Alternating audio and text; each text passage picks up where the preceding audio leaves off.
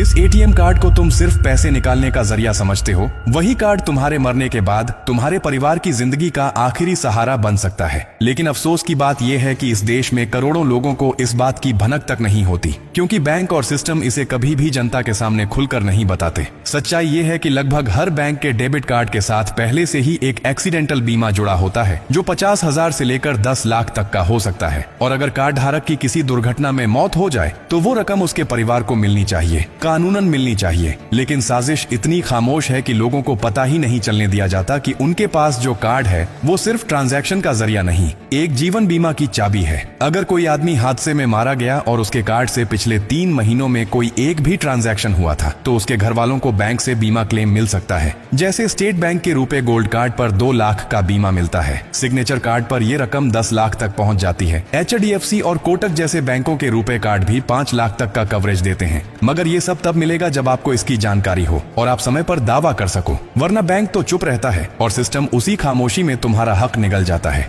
कभी किसी बैंक ने खुद आकर ये बताया कि आपके नाम पर बीमा है? कभी कोई मेल या मैसेज आया जिसमें लिखा हो कि अगर आप एक्सीडेंट का शिकार हो गए तो आपके घर वालों को ये राशि मिलेगी?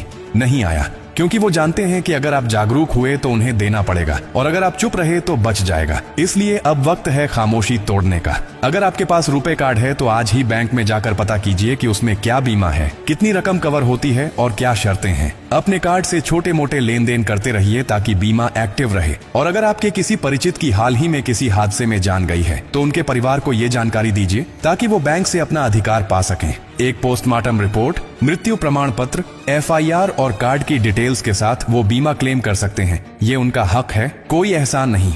ये जानकारी सिर्फ किसी गरीब की मदद नहीं करती, ये किसी परिवार की पूरी दुनिया बचा सकती है। और अब ये आपकी जिम्मेदारी है कि इसे सिर्फ अपने तक न रखो, बल्कि हर उस इंसान तक पहुंचाओ जिसे इसकी सबसे ज्यादा जरूरत है। क्योंकि अगर आज आपने ये बात किसी को न बताई तो कल जब उसका सब कुछ छिन जाएगा तो अफसोस करने के सिवा कुछ नहीं बचेगा।